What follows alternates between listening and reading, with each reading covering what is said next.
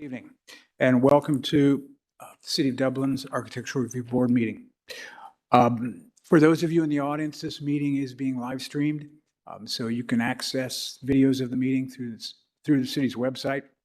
If there is anyone watching, the meeting is being held at 5555 Perimeter Drive in the City of Dublin's council chambers.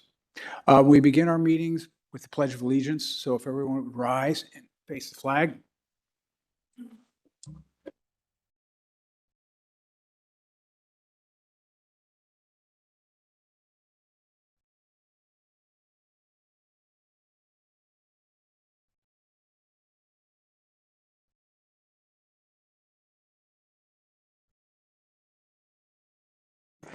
Okay, the procedure for this evening's meeting will start with each case. The staff will make a presentation. The applicant will then have an opportunity to make a presentation. Board members will then ask clarifying questions of both the staff member and the applicant, and then the board will deliberate on the particular case. Lori, would you call the roll? Mr. Alexander? Here. Mr. Cotter? Here. Mr. Jewell? Here. Ms. Damiser? Here. And Ms. Cooper? Here. Thank you.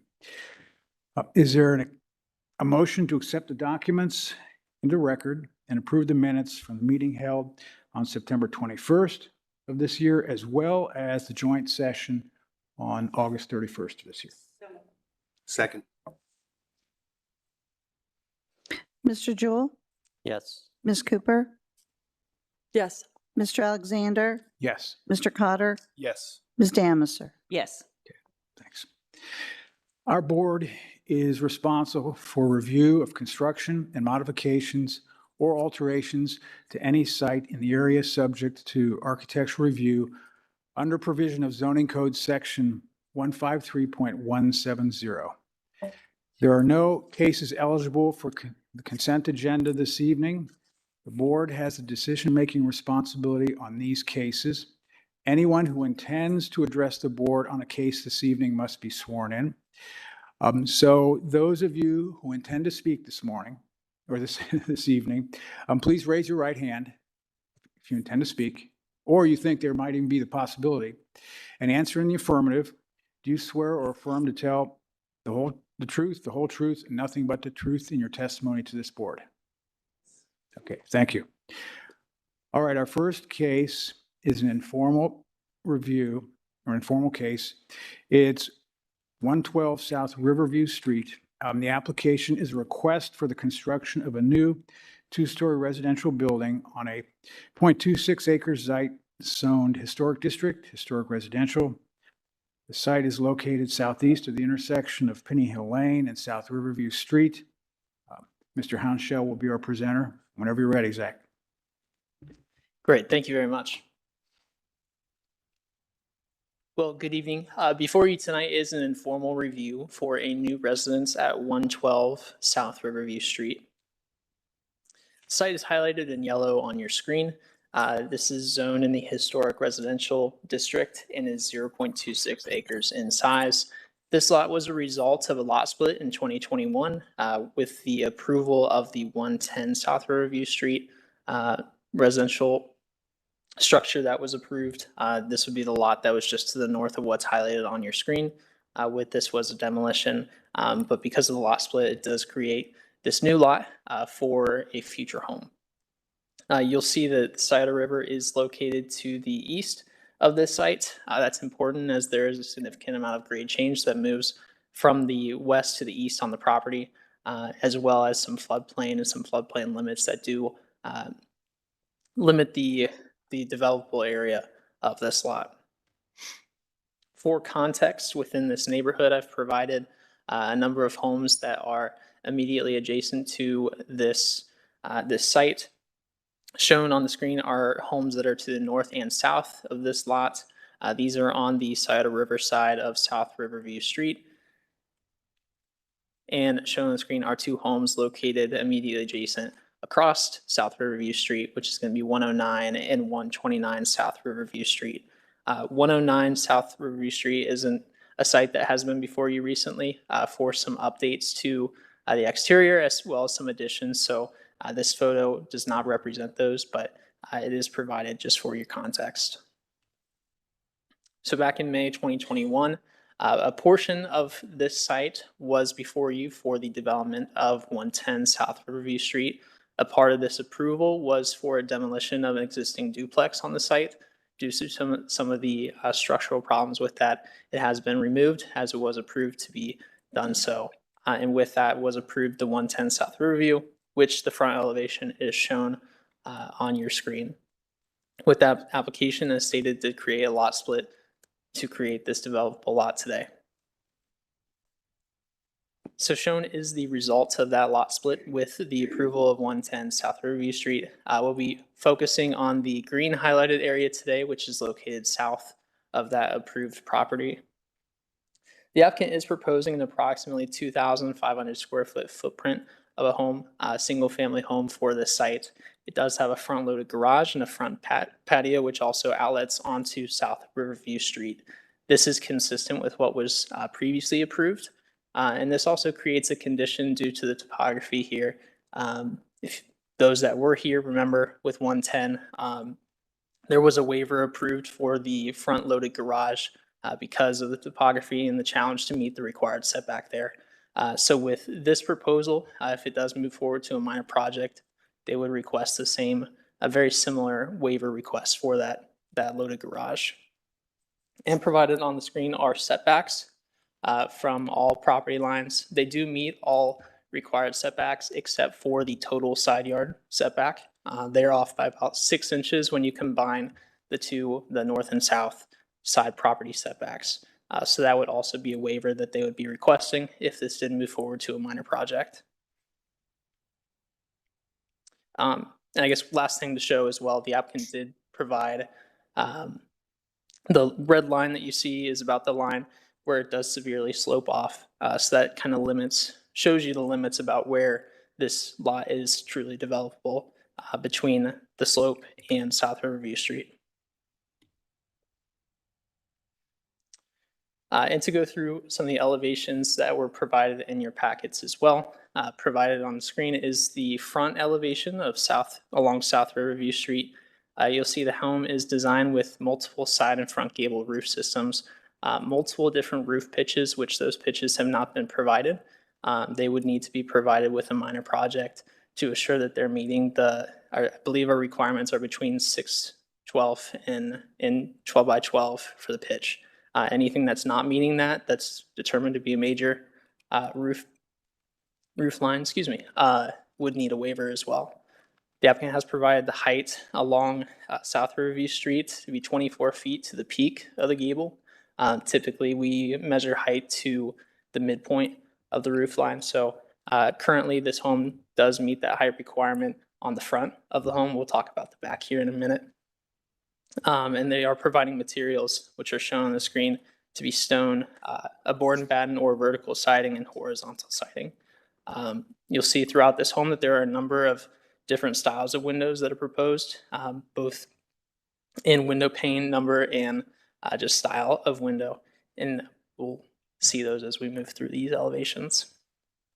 And shown are the proposed side elevations for both the north and south sides of the home. You'll see these do differ in their design, and they also differ in their choice of materials. On the north elevation, you see primarily the vertical board, whereas on the south elevation, you see the stone foundation coming around and occupying the lower level of this home with the horizontal siding as well.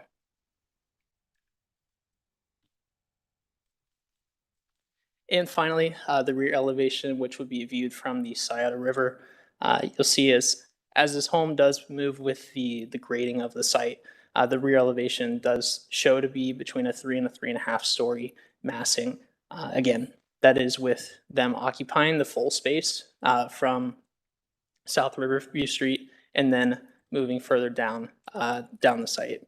So this does include 3 balconies, 2 of which are more true balconies, which with the middle one being more of a Juliet balcony. And the materials, again, are the side and horizontal and vertical siding.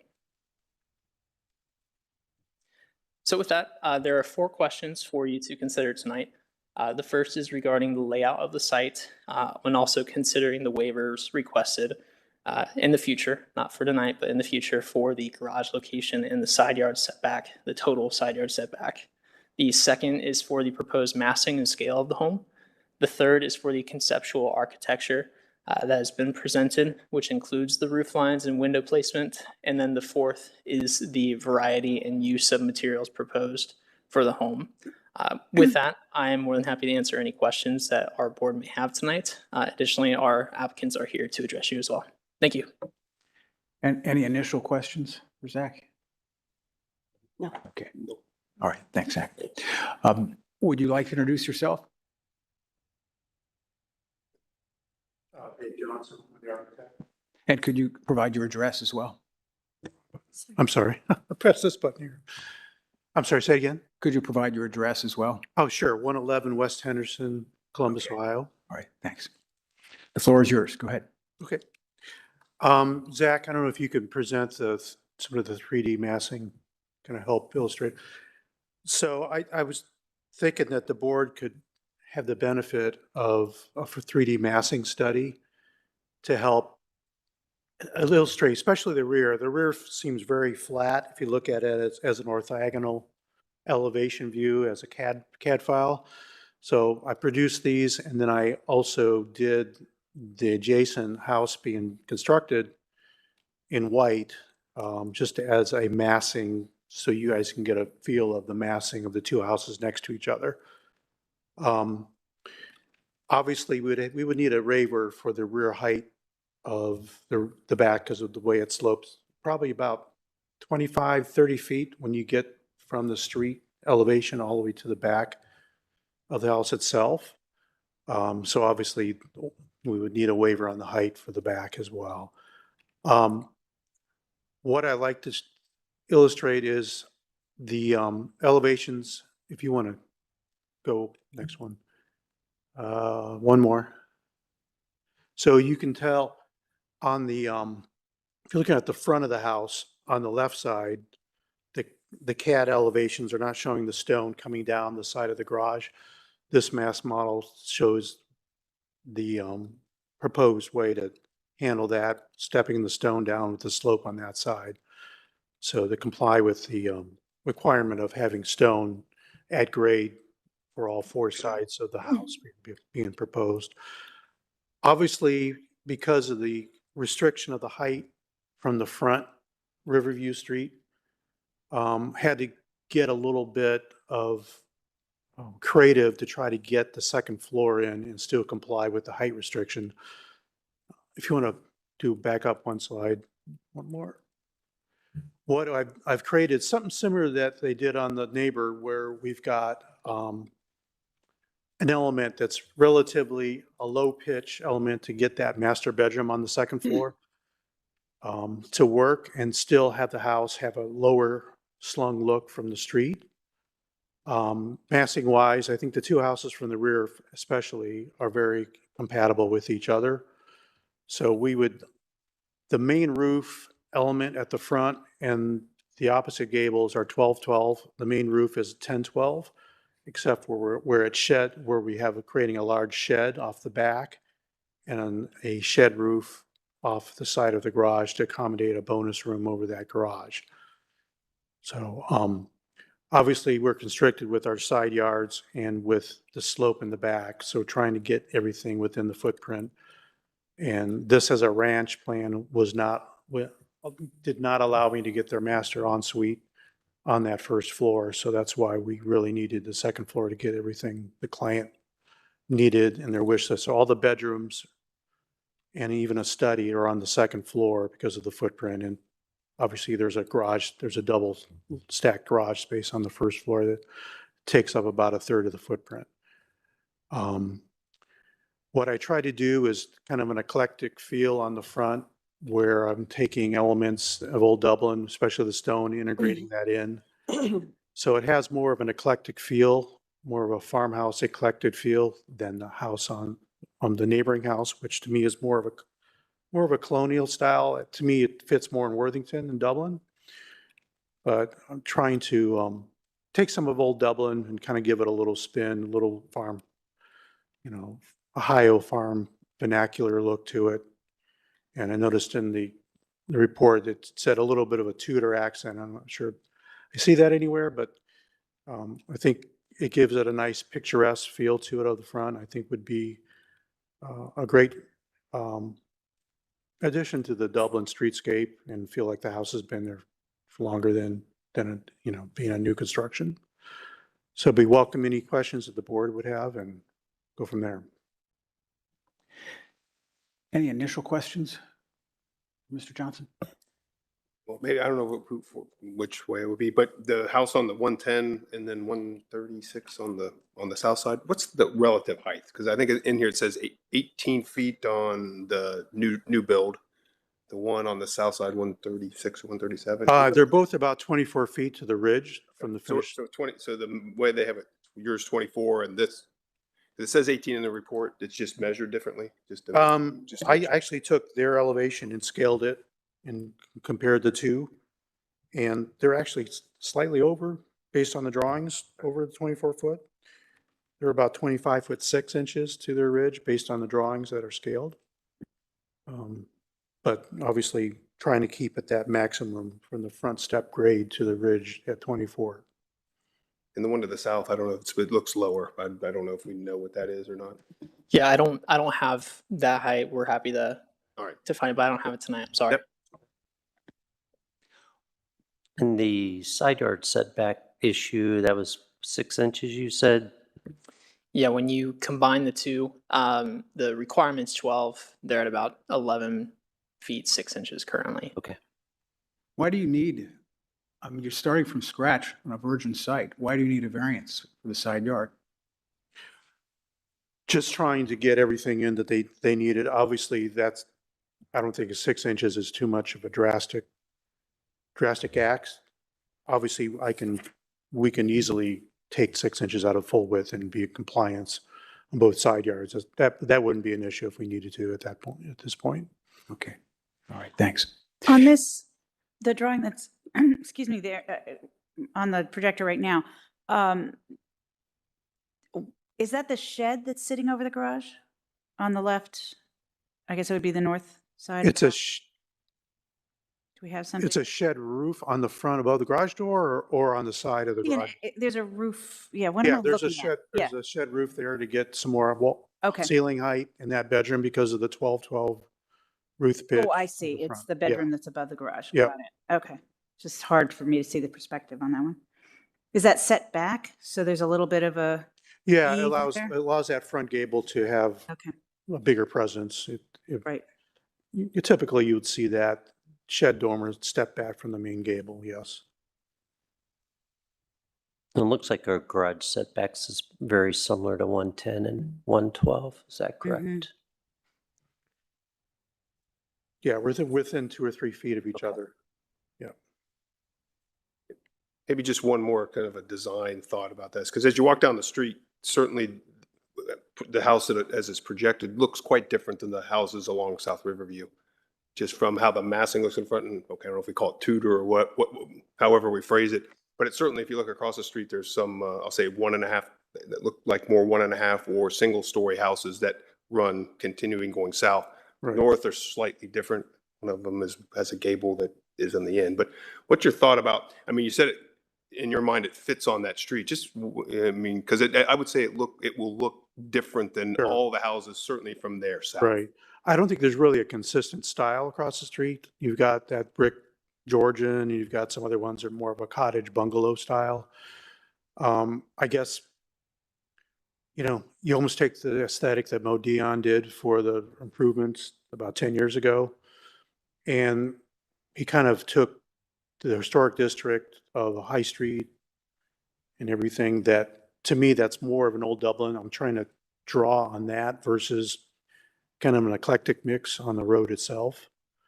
To me, my interpretation of Old Dublin is kind of a lot of the stone kind of used in strategic places, like it was built on a stone foundation and they possibly added as time went on. Because my question is more about the massing of the house. I mean, yeah, so I Uh, mean, I'm just, why did you get to that?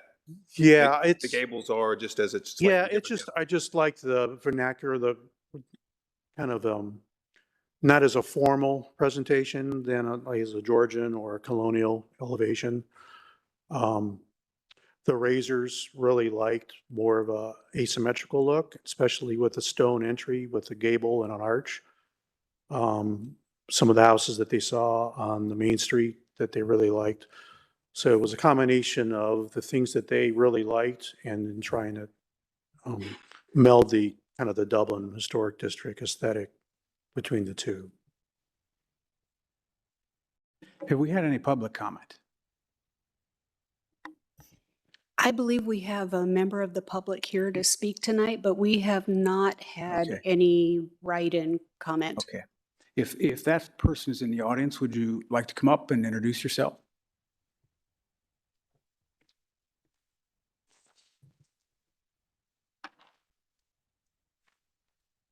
Good evening, members of the board and staff and my new neighbors, the Razors.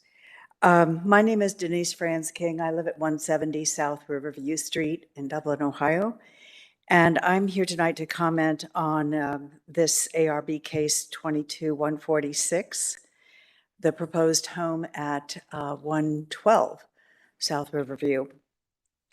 Board materials for the case contain 2 photographs of the lot at 112. Both are aerials taken in the winter and from quite a distance up. The photos are taken from the river and they show trees on 110 and 112 in the autumn, the photos that I brought.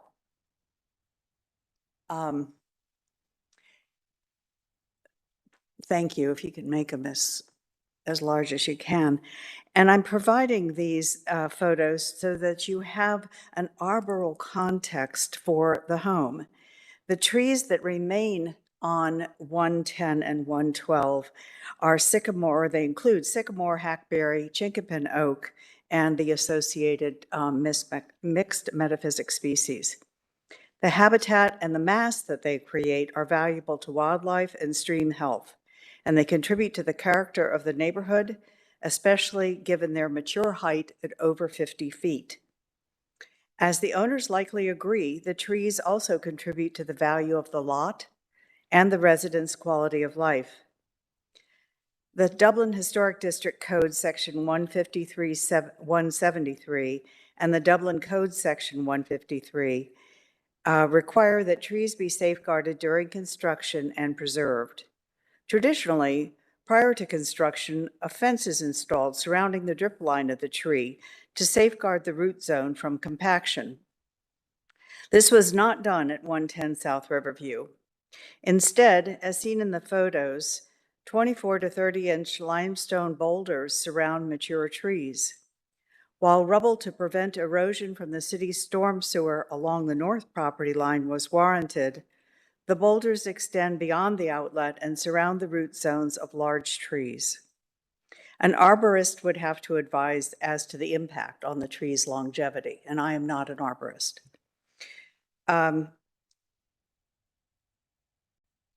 In any case, I urge the applicant, the board, and the staff to implement the code and monitor the site so that tree preservation measures remain in place during construction on both lots and all lots. Specifically, Historic District Code 153-173H8 reads, subsection A, due to the unique and/or noteworthy characteristics, including size, species, age, historic significance, landmark trees, and significant groups of mature trees are community amenities that should be preserved to the maximum extent feasible. Subsection B goes on to require that a tree preservation plan, and C requires a tree survey prepared by a certified arborist. Frankly, this has been a cause of much angst in the neighborhood because it really seems like it's written more for a planned unit development than an individual homeowner. It's fairly easy to go out with a GIS and mark the location of the mature trees it's not so costly. But to hire a certified arborist to do the job and come up with a tree preservation plan is a notable expense. Nevertheless, I think there's a way around this. Always, if I'm going to criticize, I like to provide a suggestion. And that is that the city could, in your next budget, request funding to do a tree preservation plan for all of the historic district, because we are really losing them at a fast rate because frankly, they're old. And also because we have electric lines, which could be buried, we can't plant street trees. We don't have street trees. And so there's been a real loss of mature trees in the area, and we want to make it possible for homeowners to preserve what they've got. And if you all experts that you are hiring, wonderful experts that you do, were to hire the certified arborist, that would make it happen. Subsection 2 also requires, where practicable, the design and architectural layout activities shall preserve the existing protected trees, which have a minimum of 6-inch diameter at breast height, or DBH, and should avoid risk of protected tree loss through changes to grade, soil moisture, or both on the subject parcel and on surrounding parcels. And that's important because that was really missed at 185. I urge the owner, staff, and board to take these instructions into account when deliberating on case 22-146 and to faithfully protect these natural assets during construction of this house and any others. Tree preservation and the impacts of grading and soil moisture and stormwater should be a part of all discussions of construction requests in the historic district, and information provided with every case so that the board knows where the trees are. Thank you very much. I'd be happy to answer any questions. I want to address a couple of the points you've made. First of all, every house that we've reviewed, not on the conceptual review that we're doing tonight, but the staff has actually indicated in the staff report the landmark trees. And in fact, we've had lengthy discussions about our efforts, contrary to some of the residents in your community, our efforts to save your trees. So we sympathize with you. I think your suggestion is very good about the city actually having a survey done of the trees. I think when the construction starts, though, it's beyond our purview to monitor what's done. And that's really the building officials, and maybe there's a way to strengthen that. The building officials are not doing it. Is there some way to communicate internally and see if that can be done in a more vigilant way? I'll be asking about that tomorrow. Okay. I appreciate that. And thanks for your efforts. Occasionally I watch you and I note that. Thank you. Okay, thanks. All right. And also, Martha, congratulations on 50 years of Ohio EPA, but not you personally. All right. Thank you.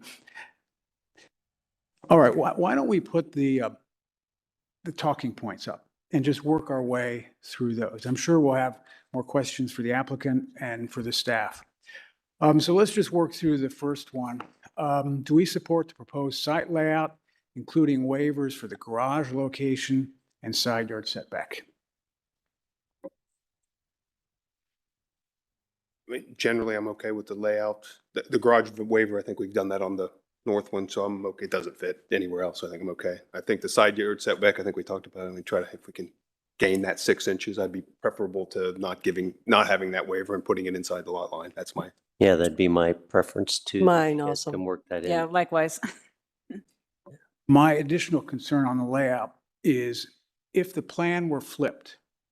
Right now, it's putting the garage and essentially a 3-story mass next to that house. If the plan were flipped, then that house, the adjacent house, wouldn't bear the burden of 3 stories right up against that house. There's a lot more space on the south side. So it seems to me to be a good neighbor it might be better to just flip the plan. I agree with the side yard variance as well. Is there a reason why that design concept Mr. Alexander suggests was not considered, or was it considered, or? To be honest with you, I think we were just trying to keep the garages so they were kind of on the same side as the adjoining house. There wasn't really, and I'm sure the Razors could speak to this, there's any reason the garage would have be objectable on the right side. I'm not sure if they have an opinion either way.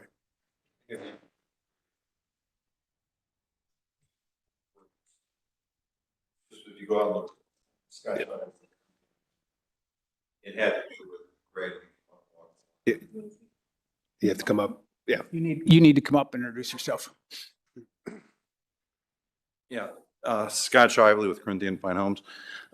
When we did the initial walk of the lot and everything, the challenges of putting the garage right versus left were much more detrimental to how we would do the whatever you call it, the tandem garage. So that was the main reason. It was just trying not to, I mean, as the lady before us about the trees, I mean, we've built quite a few homes in Dublin and we understand the sensitivity to watching trees and trying to protect them. And that was one of the biggest reasons at the beginning, is it just made more sense. Well, you didn't, unless we see some trees that are there that you're trying to protect, or Down lower, yes, much lower, yes. because, from my point of view, you're elevating the garage anyways, and your drawing suggests you're putting space underneath that garage.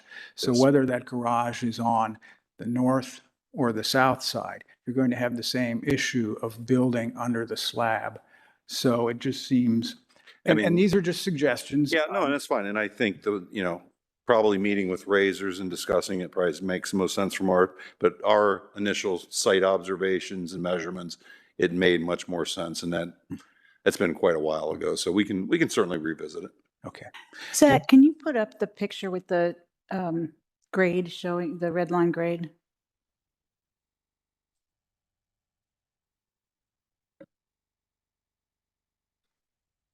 Okay, I had that flipped in my head, so it's about. Thank you. Yeah, I don't have a question based on it. It helps me picture what you're talking about. I'm Bill Razor, 6857 Holbein Drive, Dublin, Ohio. Yeah, I think one of the things is the garages side by side kind of create mutual privacy for both neighbors. We're not going to be looking at we don't want our windows looking at their house, and their house is about 3 feet from the lot line. Our house is going to be, by the nature of it, we're going to have to be about 4 feet from the lot line. They are also excavated underneath their garage too, creating kind of a storage space on both of those. So it kind of creates a mutual privacy situation, maybe, where if we went against them with our house, then we would have windows that would look straight into, almost adjacent into the house right next to us. Well, though part of the house would be a lot further away from them. That's all. So we'll go through a series of suggestions, and Okay. we're not voting on this tonight. So, Sure. I mean, as I look at it, to me, that's an easy adjustment to be a good neighbor. And also to allow more light to come into that side of your neighbor's house than would now. But that's just one suggestion. So. Okay, Zach. Do we support the proposed mass and scale of the home, including the massing's response to topography? And just as a reminder, the reason that wording is in there is our code states that buildings should step towards the rear if the topography steps towards the rear. So.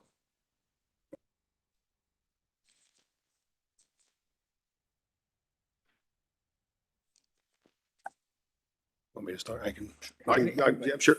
So, I mean, certainly I have just general comments as we're trying to find inside the code the things that we're trying to keep similar to the street. As one of those I made, it for me, it looks quite different just from visually in the front mass, how big the front mass is on the house. So first thing when I looked at it, it's like I say from a picture, it's certainly difficult to see what it will look like when it's sitting on the street. But the mass is, I say, more straight up in the front. And then the roof lines for me were slightly, I mean, there's several roof lines in there. I know you're trying to figure out a way to add the bonus room and these things, but if you look at it from the street, there's a lot of things going on the roof line. And the last thing, I think the height now, looks like it's okay. I mean, it looks like it's more or less equal with if we measure it to how you measured it, looks like it's very similar. But then in the front, just, you have, I think 4 different materials on the front, as I recall. I think it's siding, stone. Would be a cement board and batten. Yeah. Would be a painted material. And just visually look at it, for me, it looked like there were a lot of materials kind of intersecting. Yeah, a bit. So the idea of the garage is it kind of gives the garage an autonomy by having it all board and batten. Yeah. And I kind of- don't remember on that street, there was a lot of, the new house on 10 will have board and batten, but I don't remember seeing too much board and batten other places. There's not. generically. Yeah, I wanted to do a not little on- bit of a mix of horizontal siding and the board and batten, obviously the stone. Yeah. So just the front looks quite, compared to everything else, except for maybe a few on the farther north up there, the front mass looks quite big compared to the rest of the streetscape, especially going south. I'd be interested to see how high those existing buildings, especially the Georgian one, how high that The one that roof line is on opposite side there. on the Yeah. opposite northwest Right. corner. Yeah. And I think 110 was mainly a little bit of board and batten and a lot of Yes. horizontal board and stone. That one, I think you had provided that 3D, Yeah, but it didn't have detail on 110. I don't know, Zach, did you see the one where I had the streetscape with the two next to each other? That'd be awesome to see. I do have that. Yeah, that building, and this kind of captures a little bit of it, but it was majority horizontal siding. You can see some of the vertical board batten, and then they carried the stone water table around the back, and that captures the entire lower level as well. So those were the materials that they were approved with. I remember we captured the board and batten as an accent for that recessed area. I remember as we talked through that. So Mike, I'm you have any comments about Hillary, Marty? Any comments about the roof lines massing? This is just an observation that I'm not sure I'm going to say the terminology correctly, but the dormer area above the garage, it just seems like with that shed bump out on top, I think it takes away from the front view. It really makes the massing on this end, on the garage end, seem extreme.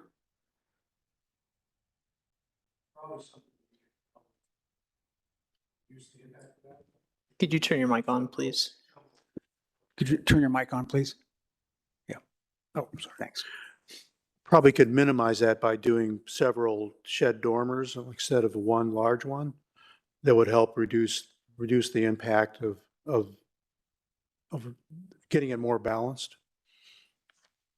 No one's commenting on this, but one of the things that's going to result is because these roof pitches, the shed dormer, the essentially flat roof in the back, they're going to need to have a series of waivers for roofs not meeting the pitch requirement.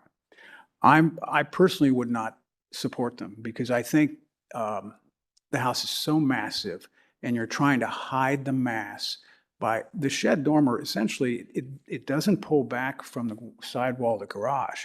It's essentially straight up. You're just running a little bit of roof across there. And it's resulting in an enormous wall. And I was trying to address that a little bit in the comments before. And at the upper level, the house that you're next to, they don't have living space up that high. Their roof slopes down. And so, I mean, you have a whole nother layer of space up there. Yeah. And your Zach, roof is hiding that. Could you turn it to the massing of the rear? Sorry, Gary, I didn't mean to cut you off. No, that's okay. But I think the one before, right there. If you look, they have like a shed effect roof off the back of their main roof as well. yeah, but look at how far down it starts. And they do start down farther from the ridge, but that pitch is less than a 612. It's like a 4.5, 512 pitch. So they do have an element that's under the 612 requirement or suggestion. We granted the waiver. That roof is down at the middle level of the house. You will be asking for a waiver to allow you to put that space at the top of the house. So it's a completely Yeah, obviously different. reduce the ridge height, keep it below at the street level. So I think you have all these non-compliant roofs because and it results in a really massive structure. So I would have trouble supporting all the waivers that would be needed for the roof, and I think it's due to the mass of your house. And I agree that it's almost like a 3.5-story massing coming off the backside, and that's definitely, that's exceeds what our normal Yeah. it would require a waiver. I'm not sure I'd support that. So could you go to the lower image? I see your point.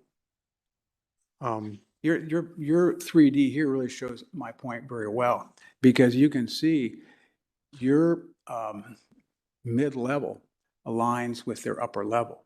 And your, I guess, that's not quite flat roof, but the upper area is a level above. So their house actually is stepping down to grade from the peak to the second floor, and then the decks help to break the mass and bring the mass down.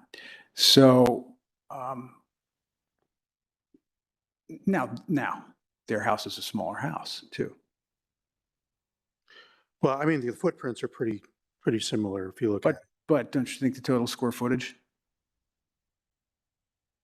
Yeah, I don't have that number. All right, well, okay, all right. Well, I'm just saying there's a reason they're able to accomplish these things. I think you can see it graphically, but I don't want to belabor that point. Well, so any other comments about massing roof lines? Okay, the third one dealt with the materials, I believe, and the architectural character, details of the home, including roof lines, window placement. Maybe not materials so much, although Sean touched on that a little bit. Does anybody have comments about, and Sean touched on this a little bit too, about the character seeming to be different than what we've seen in the residential part of the district? When I saw the first drawing, my immediate thought, without looking at the descriptive explanation, was Tudor. Mhm. And it struck me, Tudor, and it's that board, the vertical boards that create that effect. And it does seem out of place. If you could minimize the Tudor look, I think that would help, because it really does occur to me as being out of place of the stone and brick and siding that we normally see there. In the different gables. Yeah. Right, and the different gables, and the sharp Multiple gables. Let's call it. Yeah. Marty, I see your light on. Do you want to add something? I'm sorry, forgot to turn it off. No, I would agree with that observation. I also thought it resembled, or the design was very Tudor-esque, if you will. The design guidelines are really clear that the buildings in the houses in the district particularly are vernacular buildings. And one of the characteristics of vernacular architecture is simplicity. And when we look at the front of this, everybody's commenting that it's not simple. Whereas the house here next to, there's a real simplicity. The brick house across the street, the original volume of that, it's 5 openings across a brick front. Look at most of the new homes that have been approved. Very simple fronts, maybe one gable. The ones on closest to High Street, there are a couple smaller ones that have a little bit more going on, but one of the characteristics of vernacular architecture is just simplicity, and that's massing, but it's also material use too. And and others have picked up about, there's a lot going on and a lot of different materials here. So I think, I find because of those characteristics, it doesn't meet our standards for code. So I think there are issues with that as well. I would agree, yeah.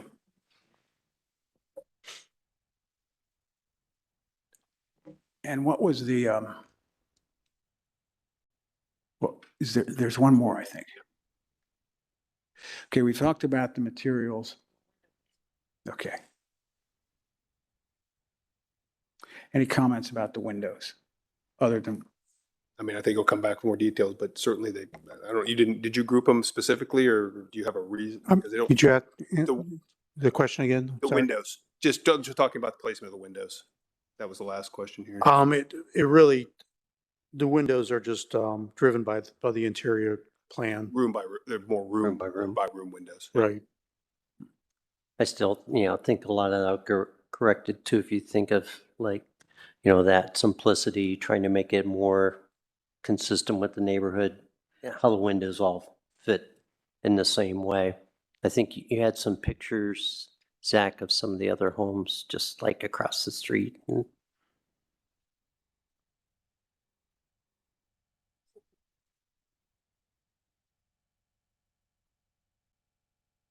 think this is more toward consistency, right? You have I think there's 2x2, there's Correct. some smaller ones. So I think it just looks a bit, they're not, it doesn't feel grouped in a way. They might be if you had a reason why they were like that, but they feel, as you say, across the street. I mean, you have a pattern toward the windows, which we try to push that the simplicity. There's a pattern to what they are, and there's some consistency to them. Okay. one of the comments that was made, and I think you made it, Sean, or another board member made it. And Marty, were you with us when we approved the adjacent house? I believe so.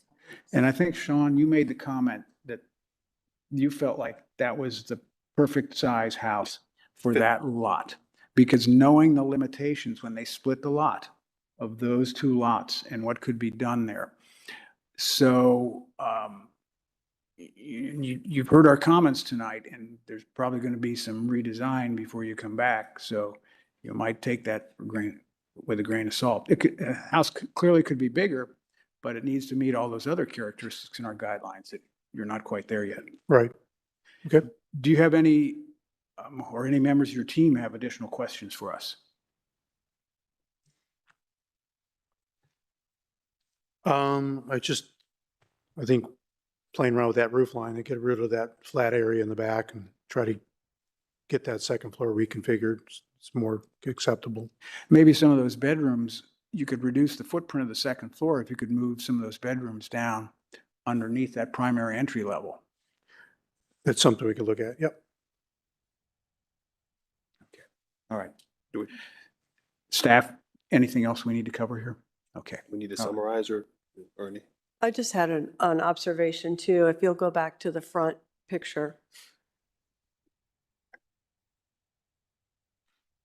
If the front also is maybe opened a little bit instead of this alcove or this entryway that you have also, I think that creates kind of a castle-esque, if you will, approach to the building, and we don't have that in Dublin either, so at least not in the historic district.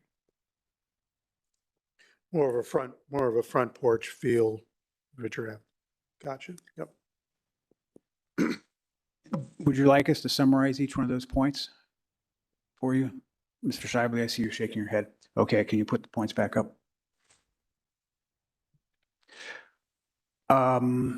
I think in item 1, we've all agreed we would support the waiver for the garage distance, but I think we all have concerns about, right now, the rationale for the side yard setback hasn't been provided. I think there are some questions about the site layout we've indicated to you and what it does to the neighbor. The mass and scale of the home, including the massing's response to topography, I think we have some concerns about that. It seems too massive. And I don't think right now we would support the waivers needed for the roof pitch variations that you have? Okay. The conceptual architecture, Just the back too, just to look, I mean, massing in the front end. go ahead, Sean. What am I missing? No, just on the third, just trying to keep the stepping of the topography down as we go, as the one on the north side. Sorry, did you say on the back? I was listening to the front. I was thinking so. But No. just to make sure, as you think about the topography, how does it feel like it's going down the hill, or Okay. the feeling with the hill? Yeah, that west to east. Yeah. And I think we have questions. Item 3, we all have questions about the character and the details. I think we all feel like some simplification would be more appropriate with vernacular architecture that characterizes the community and perhaps fewer materials. And I think item 4, I think we're concerned about at least the number of materials on the front. So, okay. Thank you. Thank you for your consideration. Okay. Yeah.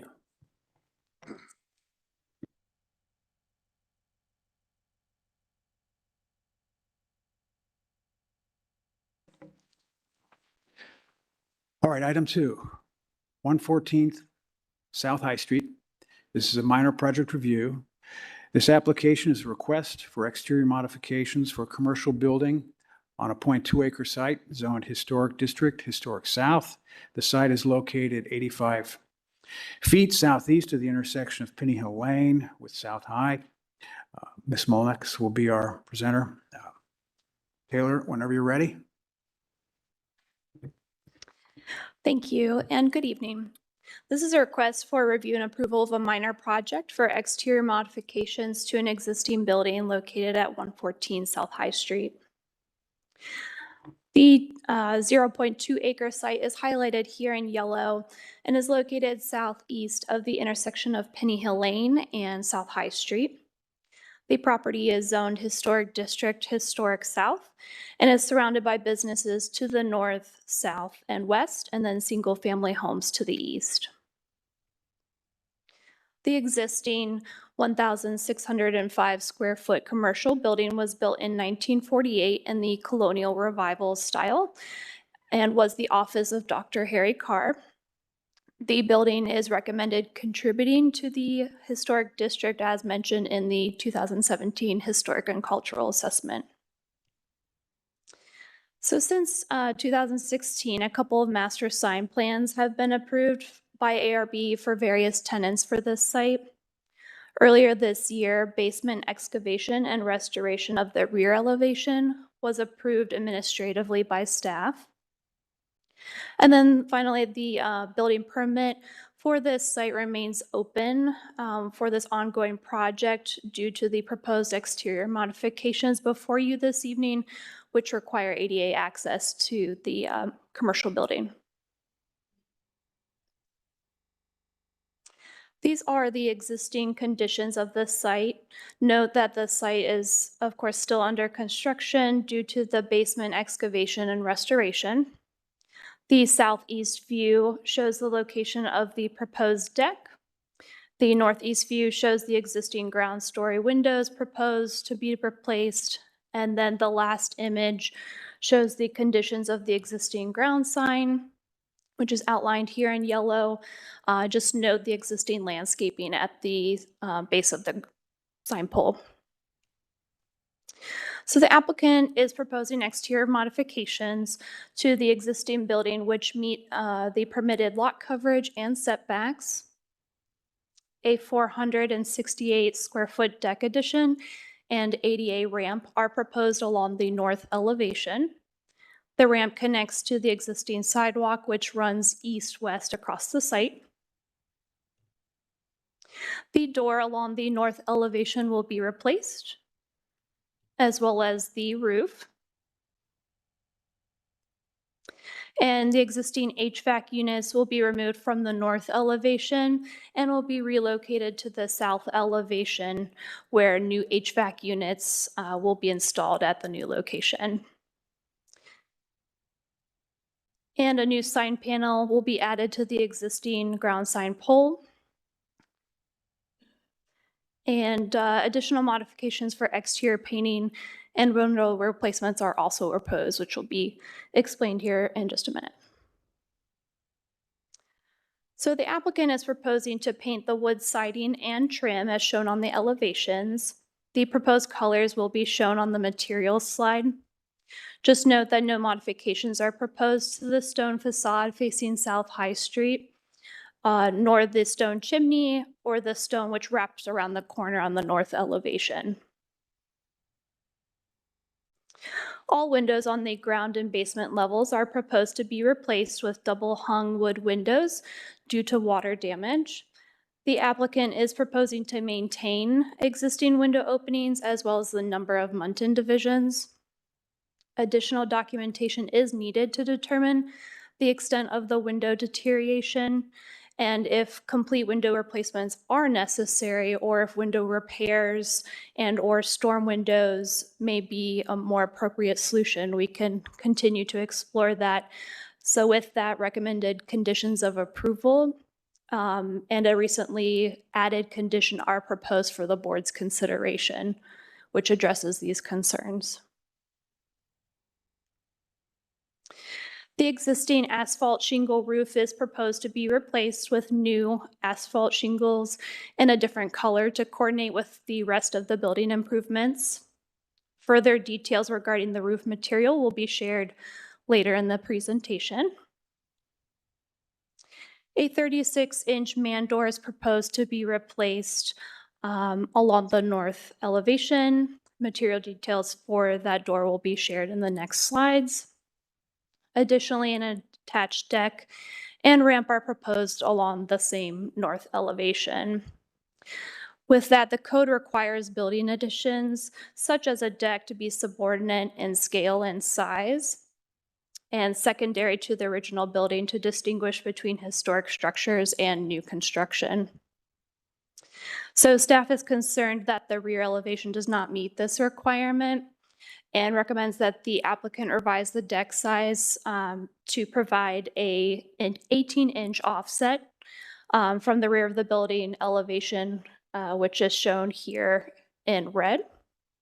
And this will accommodate additional requirements for deck screening, as well as landscaping along the rear elevation of the deck, which will be addressed in a future minor project review application.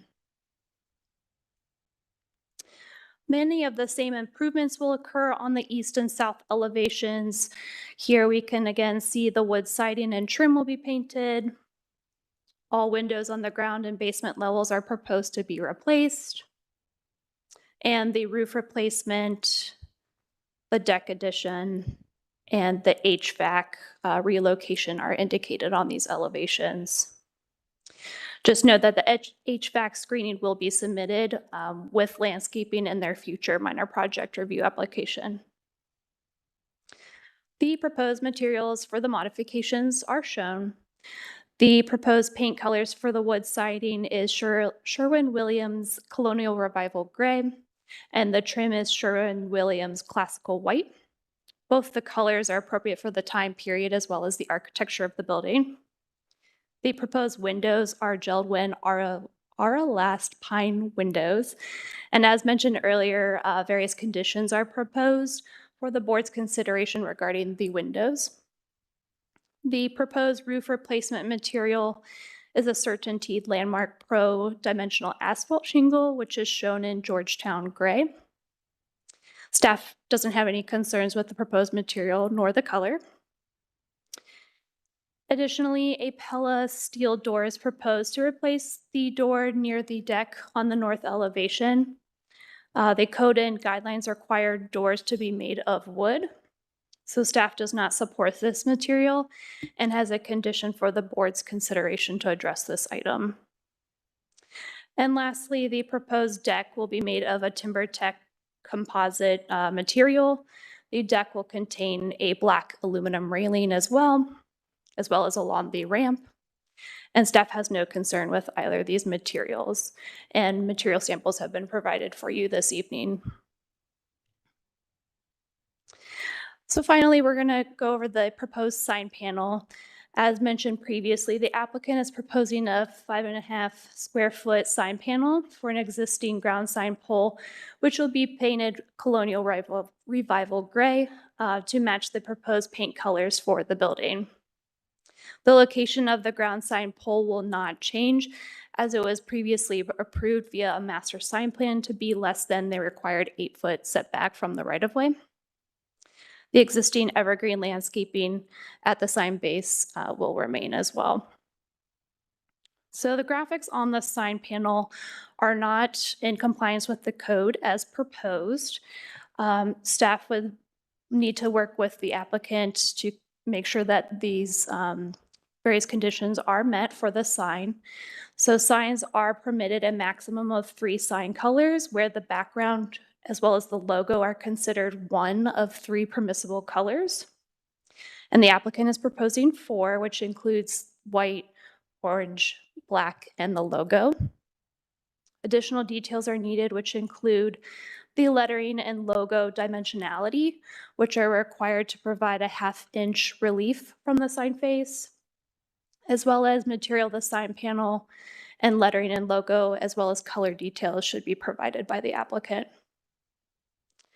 Note that the sign panel background will be white with no gray border. The gray border is really just to identify the edges of the sign here on the PowerPoint as well as in the plans. And conditions are proposed for the board's consideration just so that the applicant can continue to work with staff to ensure compliance with the code and sign guidelines. All minor project review criteria is either met with conditions or not applicable. And planning recommends approval of the minor project review with 10 conditions, including an additional condition, which was added for the board's consideration regarding the windows since the staff report was provided. Additionally, as applicable, is shown on conditions 1 and 2 in light of that additional condition. And with that, the applicant is in attendance this evening, and I'm happy to answer any questions. Thank you. Just maybe 2 questions, just back to the sign, just so since that gray border is not there, how many, now I only see 3 colors. I'm just trying to, the logo, if you go back to the sign, you have white, black, and the logo. Where's the 4th color? I just missed it. It depends how you define logo, because I Yeah. had the same question. Is Because JBM Development plus the building, the logo, and then it's white and black? I'm just trying to understand where the orange came from. So JBM Development is the business name, and then the logo or the building would be the logo. So the colors are the white background, the orange and black text, and then the logo would be the 4th, since a logo is considered as one color. Okay, so it's per code. only, I hear you're saying the building is the logo, the other ones are the name of the company. Because when I saw this on their literature, on the other documents that were provided, that was all like sort of presented, the letters and the graphic were all sort of one. So when I look at, if you ask me, but we have to be consistent. So if this is the approach you've been taking every place, then that's fine. But it just seemed like, to me, the logo was the building, JBM, and development. Because on the documents that were presented, that was like on there. So then that would be one color, right? Well, I thought gray was on there too, so I thought that was actually the color. So that was it would be that all of that, the orange black would comprise one color. So, but I guess we'll discuss that when we go through that item. Are there other questions? I did have another question. Wow, that's easily distracted. It'll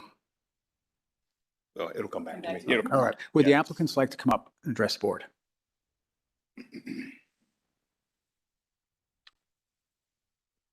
And please introduce yourself and your address. Hi, good evening. My name is Jeff Bauer. I'm a principal at JB Development. My business partners, Brandon Dubinsky and Moses Gutierrez, are here as well. We appreciate the opportunity to be here, and Sarah and Taylor are probably sick of talking to me, but I appreciate all your help. Really, honestly, obviously, we're all 3 Dublin residents. We love living in Dublin. We have a real estate development company that we're going to obviously be thrilled to headquarter right here. We're currently renting space above the Dublin Barbershop. Brandon and I were walking the neighborhood, saw the for sale by owner sign a year ago, and we were able to purchase the building, and we're excited. And now we're, in the middle of the throes of everything. The only reason we're frankly here, as we had, as Taylor mentioned, administrative approval, is that when we went to submit the building plans, ADA access became an issue. And I think that we all recognized, us as owners and staff, that we didn't want to try to put a ramp and do all the crazy stuff in the front. One of the coolest things about our building is the front door, the stone, Dr. Carr's office. So came up with the idea to try to come into the side door, and therefore, certainly selfishly decided to add a little bit larger deck than just a ramp into a 36-inch door. So once we got to that point, we knew we were going to come see you guys. We were also able to get back into our building. I don't know if you've driven by. It was quite the construction project. And quite frankly, we weren't able to get into our building for close to 90 days. That project was not supposed to take 90 days either, by the way. And our contractor reminds us of that regularly. The excavation of that basement proved to be much more challenging than we all anticipated with the bedrock that we found.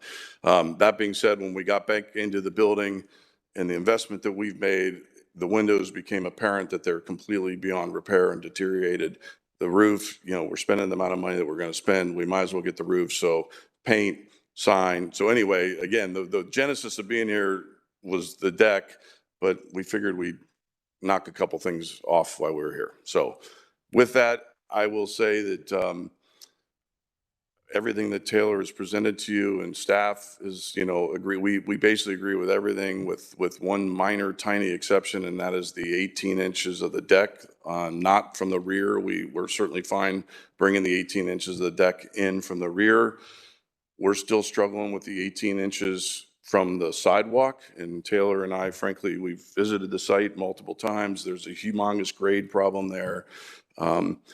So when Taylor came up with her staff, of bringing it in 18 inches, we actually went back to our architect and we were able to design a new design where we take the ramp completely off the deck and have a switchback, off the deck. And so, Taylor, can you show the deck real quick, please? So again, and I wasn't able to submit materials. I understand you guys have submission dates. We respect that. I have the materials and I can certainly get them to Taylor. I just want to make sure that we addressed your body to make sure that there wasn't going to be an issue. So you can see the picture there shows the ramp. You come in off the existing sidewalk, come up to the deck, and then you ramp up to the deck a little bit. We've now basically been able to remove the ramp that's on the deck and put, a switchback ramp to the, I guess that would be to the north. Is that, I'm trying to get up. Same railing, frankly, a better design, to be perfectly honest with you. It makes it a concrete ramp, which is a little bit easier and safer than doing a ramp out of the TimberTech material that we have proposed on the deck. And so we're happy to share all that. I think it's going to look aesthetically, the rail is going to be the same, everything's going to be the same. And then that absolutely allows us to move that deck 18 inches lower so that we can get the proper screening. Again, if you look at some of the existing pictures, the grade there is rather remarkable. So again, we're in the real estate business. We have architects, we've tried a million different ideas of how we were going to, we've had wood, we've had ivy, and I think Taylor's got a great, I don't know if you brought that picture, like what we're talking about doing with the screening. So anyway, other than that, I think we're all in agreement. We'll certainly provide all the window reports that were requested this morning. We just didn't have a chance to get them done.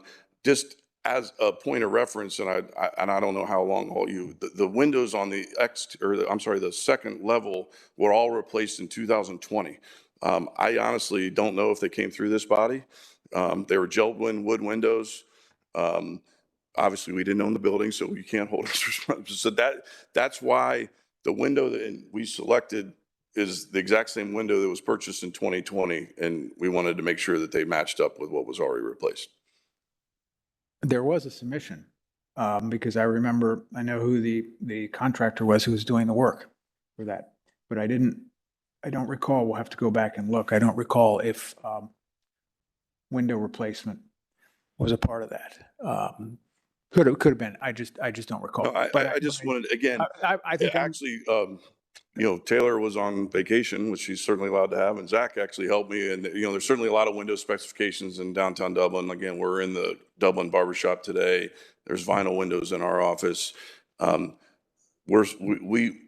we're putting a significant investment into this building, and we came with, you know, wood double hung, exactly the same that we frankly were, I mean, I guess I certainly understand you. We want to replace the windows. I mean, they're deteriorated beyond repair. And so we'll provide the information that's necessary. But I wanted to make sure you understood, first of all, we couldn't get in there for 90 days and realize until we were demoed how bad the windows really were. And second of all, we chose a window that frankly is a little more expensive than we, you know, frankly would love, but it's to match the upstairs windows that were replaced, you know, 2 years ago or 2.5 years ago. Does anybody have a question or questions for Mr. Bauer? I have a question. And I've forgotten, I was walking the site. Are all the existing windows that were shown on the rear, are those gone? The rear is gone. Okay, so preserving existing windows at the rear lower level is not an option for us. Well, and again, they were. No, and I'm not saying otherwise. I'm just saying the windows have come up because that's an issue in historic districts, and we've asked other people to document the condition of a window before we recommend that it be removed. So that we're just treating you no differently than other people have been treated with the window. It is a little odd here because if we're going to keep some at the upper level and the ones that were at the lower level have already been removed, you begin to wonder the value of keeping, you showed 3 on the screen? Yeah, could you put the picture up, Taylor, that has the windows? Okay. Yeah, it's just, yeah. But on the front, Yeah. The fronts are staying. So again, if you look at that, you know, that both those pictures, the left picture and the middle picture, show the replaced windows on the upper level that have been within the last 2 years. Or, well, I don't remember. It was 2020. I literally pulled the quote. Luckily, the guy that owned the building before us was a phenomenal seller, and he handed me a folder that he had all the sign reviews, and I mean, he had everything. So that we were able to call Holmes Lumber, exact same window, same everything. So that was, you know, we felt that was the best solution. So for my clarification, you're asking to replace the lower windows from behind that are no longer there.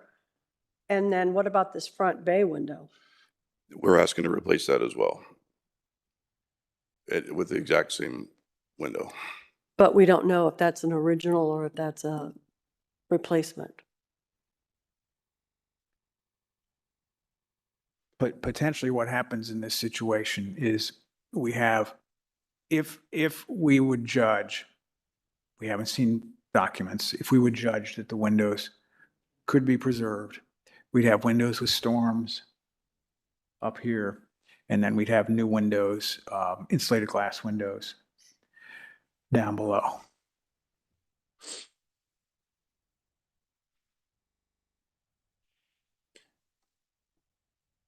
And above. And above, yeah. Because the ones above aren't being replaced and they already are replaced. Sounds like they're already replaced. So we're only talking about 1, 2, 3, 6 windows now? Something like that? Something like that. Yeah. On the side.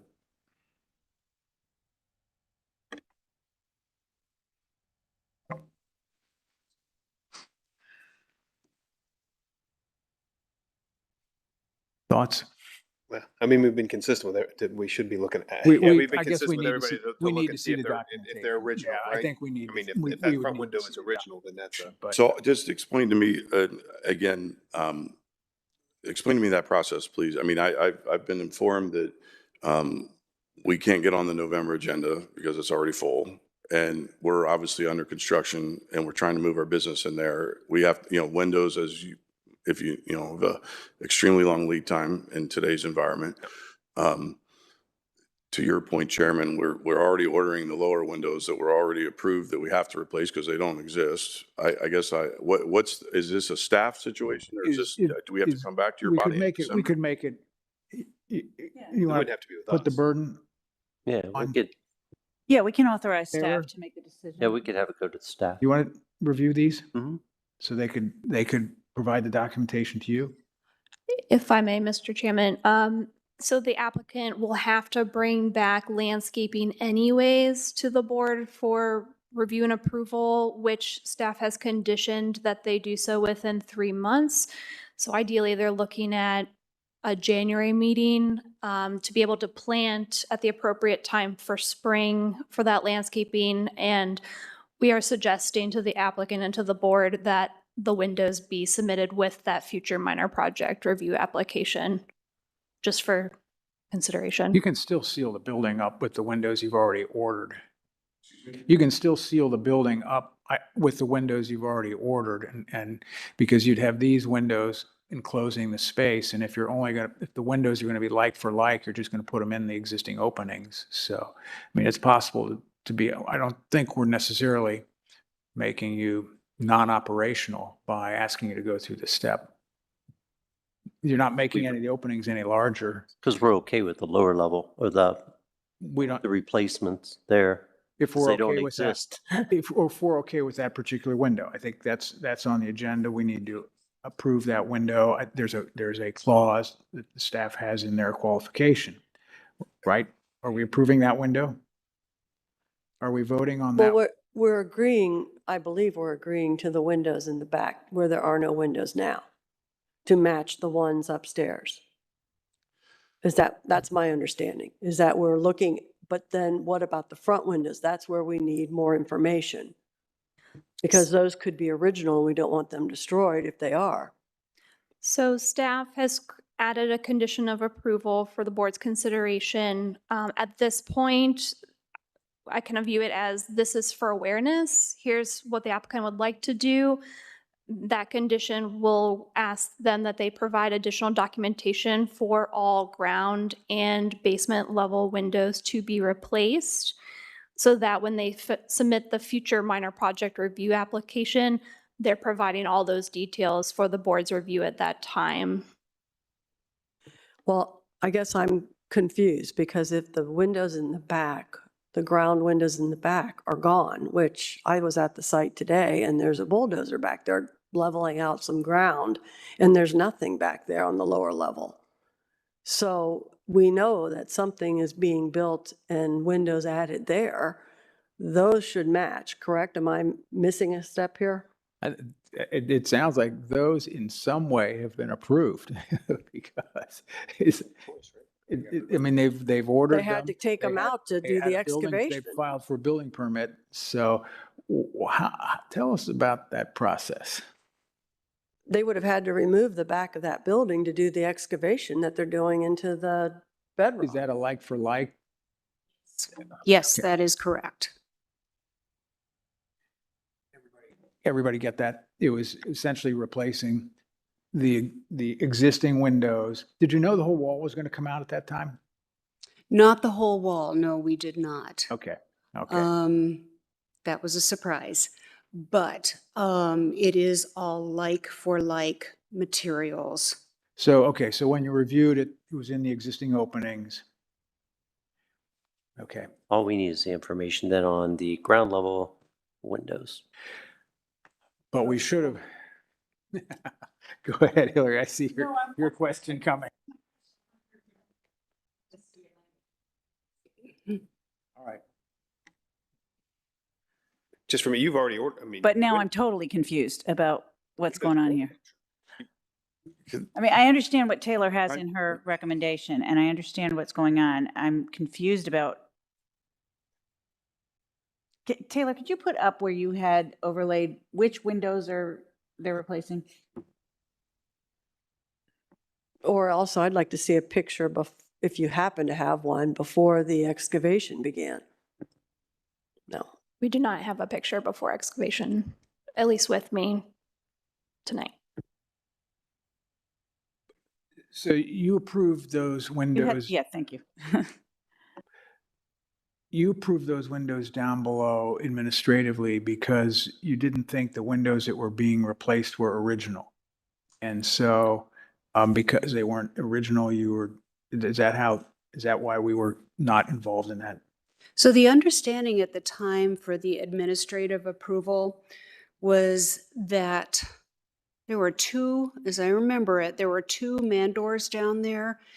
And the understanding was that those openings would be enlarged for the basement to be excavated down another couple of feet to create that ceiling height that they were desiring.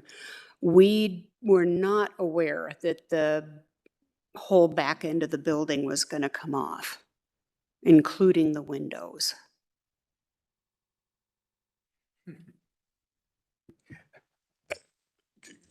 Can I, first of all, and again, sir, with all due respect, we never misled anybody about what was happening. And I'm not, Number one. we're not accusing. Number two, none of that in the back was original. I mean, the original house had a garage. I mean, a two-car garage. And so, I mean, that we found the header. And so the entire back of that house, and frankly, the stone that everyone's asking us to put back is not, I mean, that's not original either. That's stone veneer that was, you know, obviously added at some point, not in 1948. So I guess I just want to make sure I understand that I'm on, you know, the windows on the ground, the basement level or below grade or the parking lot or whatever we want to call it, those have been approved in order to need to be back in for us to be able to occupy our building. I don't think there's any, again, I don't want to have to, I'm not trying to be argumentative. No, and we're not going back Okay, on that. We're so not telling I you. think that those 4 windows and the 1-man door, and again, the original, and we could find old pictures, there were 2-man doors. We're replacing one that again was back to the original. I mean, frankly, there was never 2-man doors. Where that man door is shown is actually was a 2-car garage at one point. So those 4 windows and that man door on the below, you know, below the wood siding, those are, in my feeling, or a no, I mean, those are done. I mean, that's, we've, you know, we ordered them. We're not going to ask you to do something No, different. I appreciate that. And So really what we're talking about is these 4 windows. I think there's 3 on the other elevation in between us and the needlepoint person and the 2 in the front. I mean, so, or well, I guess there's the big picture window and one on the side. So there's, I mean, to your point, Chairman, no, it's, I mean, again, could we occupy without replacing the windows? Absolutely, but it seems. That was a my little bit- question is, can you wait? Can you live with it for 3 months? The basement windows? No, the ones that On are the, in on this the first picture. floor. Yeah, no. The basement windows are done. We're not touching basement windows anymore. That's just going to confuse me. I mean, No, the windows that are yellow in this picture and the previous ones, the ones you want that are before us now, on the upper levels. will they function for 3 more months? I mean, I guess by the letter of the law, there's a piece of wood and a glass there, but I'm spending hundreds and hundreds of $1,000s on a renovation and there's water coming in them. I mean, it's like, so, I mean, you know, we're trying to move our business in here. We're trying to move in as soon as possible. You know, we're spending hundreds of $1,000s, which I know is not your problem, that I'm spending hundreds of thousands of dollars, but to think that, I mean, you know, and again, I got this email at 10:30 this morning that this was even going to be a problem. I mean, the deterioration of these windows is, I mean, they're rotted, they're gone. I mean, there's no wood left. I mean, so Sarah, I I'm sorry. just didn't even cross my mind because the ones upstairs look so good. They frankly look better than the existing windows. So how we're having this, Well, some of the ones I looked at, and I didn't look at every window. So some of the ones I looked at looked pretty good from the outside. I wasn't on the inside, but looked pretty good. Those frames look pretty good from the outside. I didn't look at them all, and I didn't come into the building. But my concern is we should have approved those windows at the lower level. And I'm not blaming anybody here. It just felt, I'm surprised the building department didn't say anything about that because they would have reviewed this for permit. So we should have reviewed those. So I think we need to follow due diligence here and require what we've required of other people and just see evidence of the condition of these windows. It can be photographs with highlights just saying, this window is here, this window is there.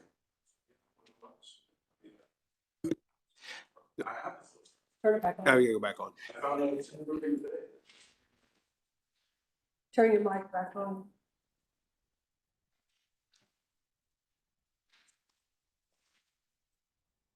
oh, sorry. It's all right. I mean, here's the existing one, some of the existing. I tried to bring the, the installation of the upstairs windows to show you, and this is the upstairs and the exterior. You guys know.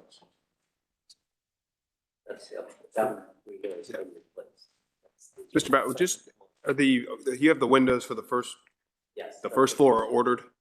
I mean, you've already ordered, these windows are in process, so. I mean, full disclosure, again, I'm in the real estate business. Yes, we've ordered the windows because we had to order the ones on the below. We knew that we were coming to this meeting. Yep. Again, full honesty, didn't expect that we were going to have this discussion. So yes, they are ordered, is the answer to your question. Yeah, okay. Well, I think, in some conversations I've had with the staff, the impression was that, oh, these were not the original windows. Well, when some of us looked at these windows, some of these windows look like they date from the time this building was built. So, and there wasn't evidence. We looked for permits on the auditor's website. There was no evidence of windows being changed, a permit applied for the work. So it appeared that based on discussions today, that maybe these windows were original and some of the earlier assumptions probably may not have been accurate, and we needed to do diligence here. So that's why it came up at the 11th hour. So. I respect that. 3 weeks ago when I talked to staff, and asked for what kind of windows, what are the window guidelines, we'd like to replace our windows because we were finally able to realize it, we could have had a phenomenal report for you tonight, and so I'm a little frustrated, if you can't tell, that we submitted whenever we submitted September, whatever date that we had to submit that we were going to replace windows, and we added, we sent cut sheets, and indulgers, actually, Taylor, I apologize. We did not, we did not, in the original submission, and Taylor was kind enough to let us, but, certainly a month ago, we submitted, windows and all that kind of stuff. And to find out at 10:30, the deterioration and proof that they were so gone and quite frankly, if I knew that I could come back next month, I probably wouldn't be having as much pain with this discussion, because I would say, hey, you know what, next month's not a big deal. We'll bring you the report. Common sense is going to prevail, but that I've heard, that we're not able to come back next month because your agenda's full, and I respect your time. And, and so could I walk into that building and operate, with the existing first floor windows? Absolutely. I mean, I'm not, but they're leaking, and I'm getting ready to spend new floors, new drywall, new paint, new everything. Like it just, so anyway, I think I've belabored that. Why don't we go through? Come on up, introduce yourself. You swore yourself in. Brandon Dubinsky, 5420 Muirfield Court, Dublin, Ohio. So I know we're not probably supposed to share stuff, but if it helps, I'm looking at an original floor plan that was done on what would be the south elevation, and it clearly shows a different set of windows than what you're showing on your south elevation. And this is an original 1948 floor plan that was actually left. Now I understand whether they're called blueprints, but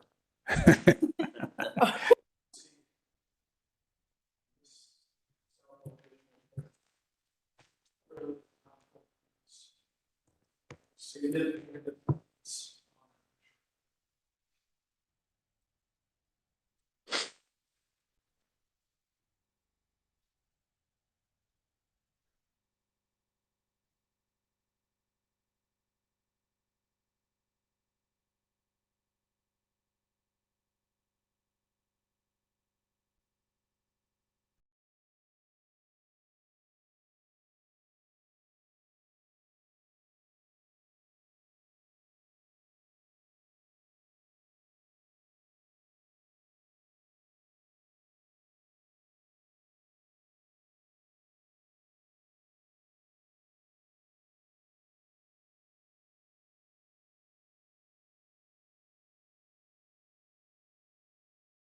There was no.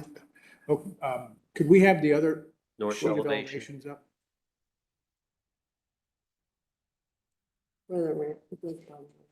Okay, There it is so down below. there's that, there's That one that. there. Chairman, did you want any of these comments recorded? Sure, I'll read, thank you.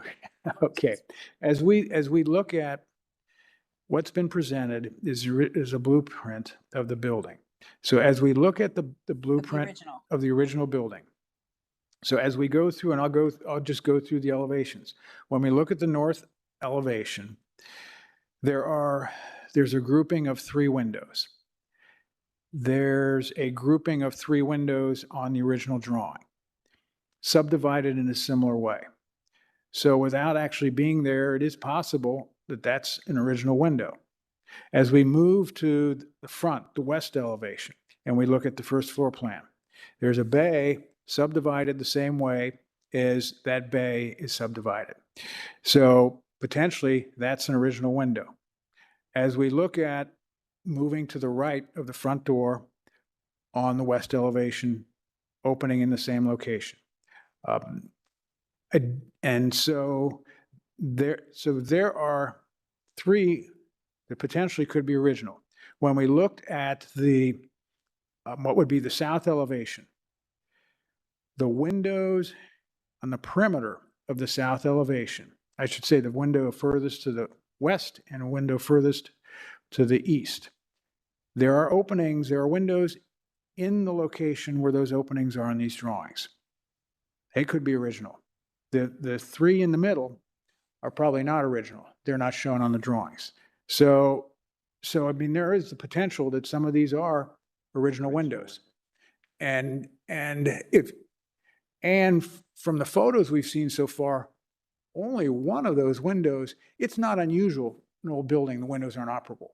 People have painted them shut, but there are ways to make them operable. I'm not saying that's where we're headed, but that's not always an excuse to replace the windows.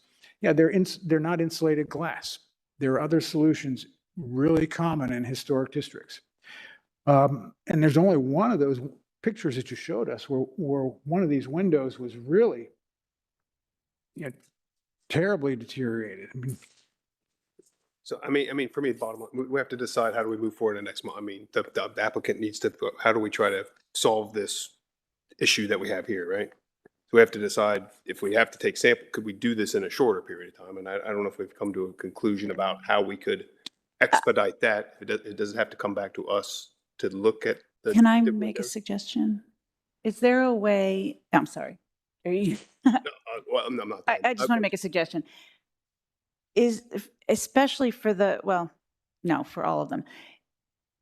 Could we authorize staff, if they find one that's particularly deteriorated, can we authorize staff to approve the replacement? If staff is equivocal about whether it should be replaced, then it comes back to us and it can be done on a window by window basis. Is that possible? how do you feel about that? Well, I'm okay with the idea that we leave the condition in that the windows that are being replaced that aren't there, or that weren't there on the original plans as we just reviewed. But is it possible that we could just get the information on the north elevation window and the west elevation windows before those are installed? Well, and there are some on the other sides too. Yes. It's not just those 2 There's sides. some on the south side. Yeah, there are 2 on the south side that potentially are original. Well, I'm just asking about the north and the west. The bay, the big bay and the matching big window on the north. Go ahead, Sarah. I like Ms. Cooper's idea, and while I appreciate Ms. Damazer's faith in staff, I don't know that we have the in-house expertise like you all do. And it would not be consistent with what we did at 53 North High. So I think Ms. Cooper's idea that we could revise condition 10 to talk about further evaluation for the northwest and south elevation windows, allowing the east, which is the rear of the building, correct? Correct. To be replaced. And 2 of the 4 on the south elevation, because they aren't original. Sarah, Personally, I don't have We any. have, yeah, we have not been able to see that information that you all were looking Well, at I think if on you- the phone, so Yeah, I'm, I think that is That going to have to be plan- submitted. We don't really take into evidence, but that original plan somehow is going to have to be verified and submitted. mhm. Well, it certainly was helpful in determining I which agree. of the Yeah. windows could possibly be course. original. And of the ones that are being considered, I still have concerns about the north elevation, that large window that mirrors the bay window on the west elevation.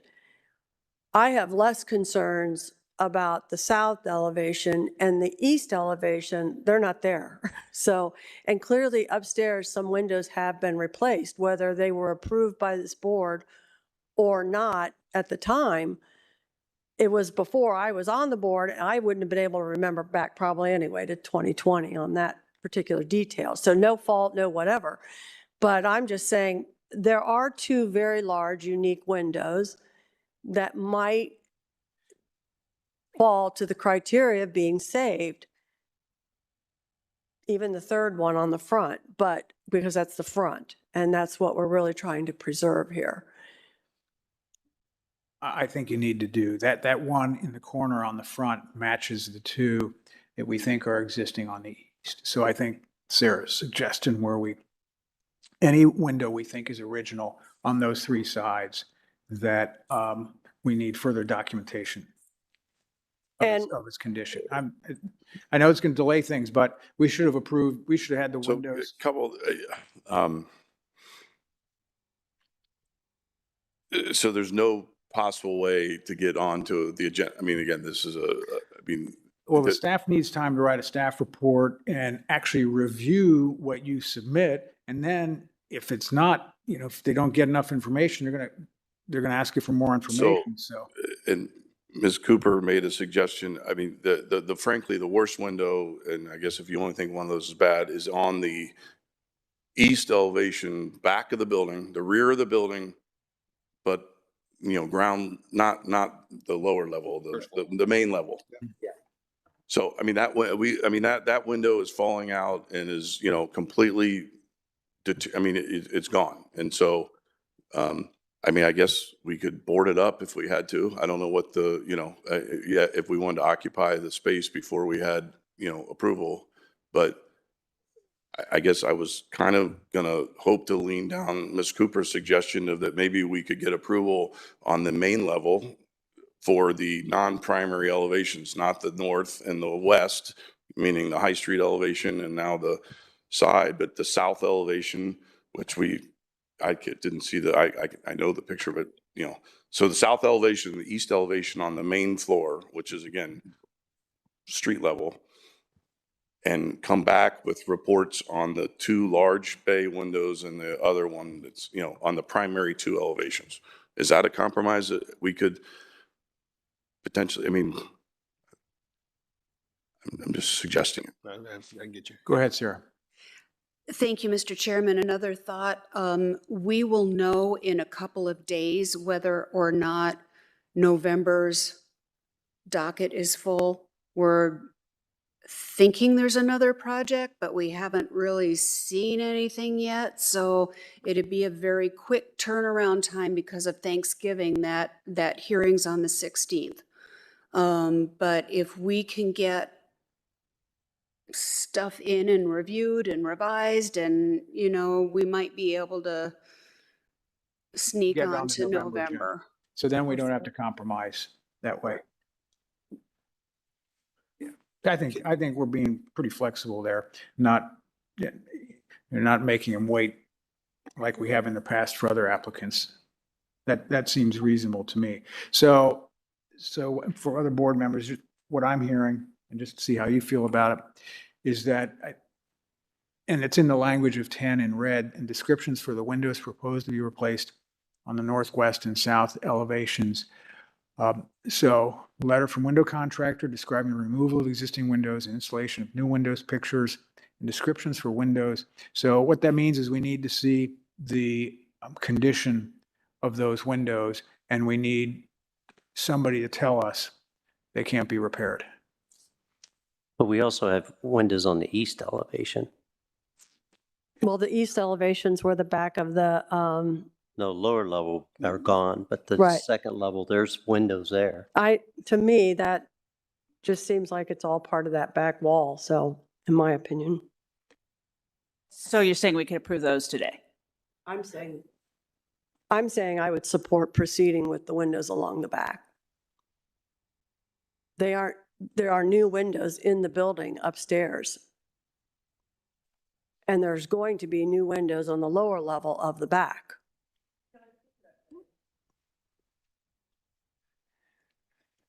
Like we're splitting hairs here now. We are, but my biggest concerns remain with these big picture windows on the front and on the, I can't keep my east-west straight, but on the The south north side, this is. and the west side are my concerns. Right. The north side already has new windows that weren't original based on the blueprints. And the back side is going to get new windows anyway on part of it because of the demolition done to get to the excavation, to make it possible to even excavate. But those windows are in a new plane of wall. Essentially, that cultured stone doesn't exist.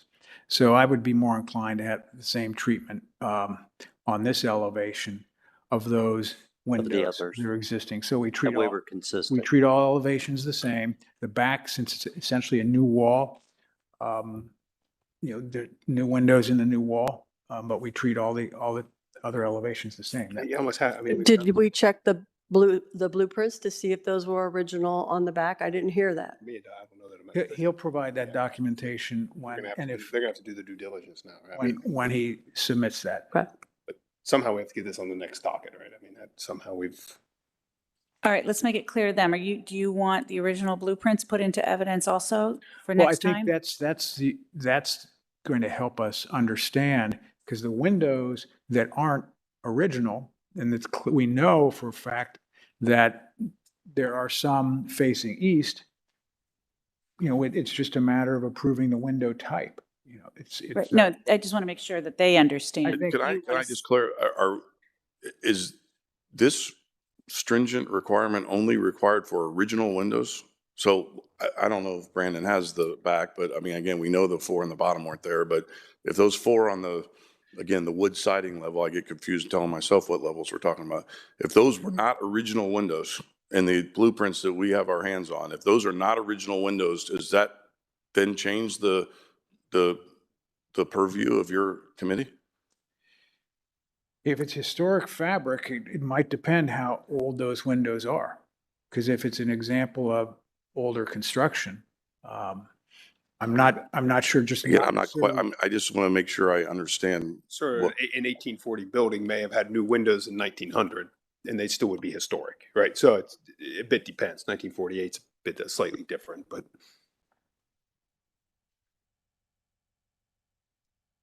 Well, I've never talked about windows this much in my life, so. You're welcome to come No. join us anytime. Michael, share your experience. That's all right. All right. He's talked about A windows. 2.5 hour discussion on windows. All right. Well, why don't we take a break from the window, go through the conditions, because I think go through the conditions. We'll touch upon the window again, but let's just take a break from that one for a minute. Mr. Chairman, for clarity, with the words here added in red, which were specific to the north, west, and south elevations, are no longer applicable because we would like to have the applicant provide all this documentation for all elevations. So I can delete the red. Yeah. Okay, let me make that modification. And as long as you're clear, you're okay down lower level. Get that wall Yeah, up. get the wall You're back. good there. Get that wall up and those windows can go in. I can promise you, And there's door. no one more excited to get that project done than the three of us. I can promise you that.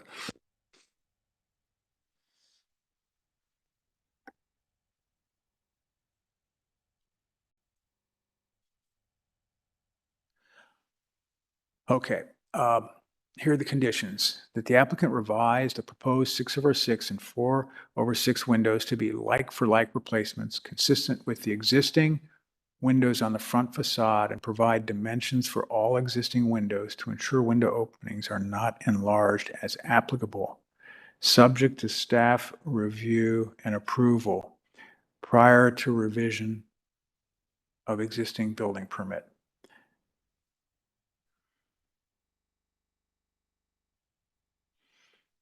Okay. Taylor, excuse, I mean, again, now that we're potentially delaying this window thing, why, if we just came back and says, you know, we're not going to replace the windows, why would the, I mean, how would that hold up our building permit? That's why the applicable phrase is in there to leave that open for Thank you. discussion. I just wanted to make sure. You bet. So you're okay with that?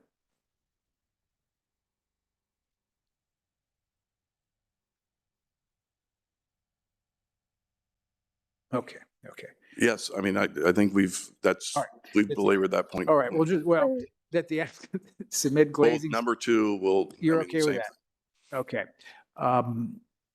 And you've addressed 3 essentially. Yeah, again, I just want to make sure that the 5 of you, you know, we have this switchback ramp that's off the deck. We're 1000% fine with moving the 18-inch offset off the sidewalk.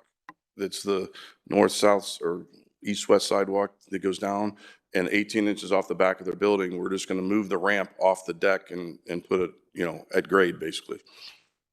And the treatment is, you know, the railing. I don't think it. We'll probably need to see, I don't think we're going to have an issue with that, but we need to see that, we'll need to see that document. We can't, unfortunately, because we have to create a public record. It has to be available for So everybody again, else this to is gonna be, review. this one, okay, I mean, if we can't come to November and I don't have, I mean, I'm going to submit it to staff and ask them to approve it and, you know, have my attorney tell them to approve it because I can't wait 60 or 90 days to come back on a, you know, we reacted to the staff report within 8 hours. I mean, like, I think, so I don't want, again, I don't want to get in an argument, but I think that what we're proposing is in the same realm. This is a change to the ramp. essentially. But it's ADA compliant. Yeah, everything's ADA compliant. I mean, it would still have to go through the building department for approval. I'm not sure. Mr. Chairman, if I can interject, I just want to provide some clarity because staff's recommendation in the staff report was to modify the size of the deck to an 18-inch offset from the rear elevation of the building, not the north elevation where the existing sidewalk is. Just to be clear, that it's was- only the rear. Yeah, that's what I understood. So there I don't know should- what the conversation. It doesn't affect the ramp. It shouldn't affect that north elevation. It's just the east elevation where the rear of the building and the rear of the deck is proposed that needs to come in. But, okay, but if his ramp looks different than what's been presented, do we need to approve that? So typically what happens as part of the review process is building standards takes a look at it, makes sure it meets ADA requirements, and then we do bring it to you so that you all can make sure that the guidelines that talk about accessibility have been met. We could certainly add that to a November discussion. Yeah, we definitely should, because really, we're not going to, the experts in accessibility are going to be the building department. So if they've reviewed it to meet the accessibility requirement, I mean, I would think from our point of view, most of it's just the appearance of the railing, and that's part of that's code driven too. So yeah, let's Do that as fast as we can. And we can make that part of the November Mm-hmm. discussion. Because I'm thinking no matter what, the state, it's already been approved as being ADA compliant, the way it was built or the way it was designed. Let's move on. I apologize. Well, I think we're okay there. Thank you. Okay, you're okay with 4 changing the door to wood? That's fine. Okay, all right. All right. Just for the record, currently it's a steel door, but we're fine moving it to wood. Okay. Not the front door, the side door that we're. Right, we're not talking about. Yeah. Yeah. Yes, we're okay moving it to wood. Okay, and we talked about the item 5, submit a future minor project review app for ARB to ARB for landscaping, unit screening, underside of deck screening. Within 3 months, we've been referring to that, and that all plantings and screenings are installed no later than 3 months from the approval of that application. You okay? The landscaping? Yeah, Taylor's been extremely helpful on that. We frankly, to be perfectly honest with you, submitted a pretty bad landscape plan. So we've got an expert involved now, and we'll be back with that. The applicant, okay, item 6, back to the sign. See for the sign or the windows here tonight. Okay. So it's really an issue of how we see the logo. Does the logo include the letters? And if it did, then you'd be in compliant because you'd have the logo gray and white, right? The black would be a part of the. So the logo just counts as a color, no matter what colors are included. But the background of a sign panel as well as the logo are held to the one of 3 permissible colors per the sign. The question is, can you have words in a logo? I think historically, in cases that I have worked with and experienced thus far, we have not, when it's the business name, because that's the business name versus an image or trademark symbol. But some businesses do make their name part of their logo. And I don't know if that's the case. I have a feeling now that we've explained it to them, that's exactly what they're going to argue. But that's what you guys have been saying. Yeah. Because on the drawings, it was like presented all as one. And when you choose a typeface, there's design involved, and that's related to that's a part of your image and a part of the logo. I mean, I could be a little flexible here. Is there anything in the code that says one way or the other?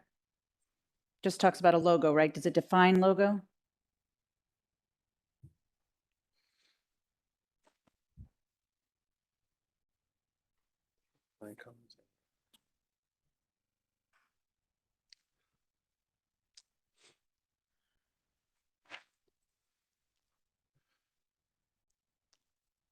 Says colors used in registered corporate trademarks or symbols shall not be limited to other, but as one.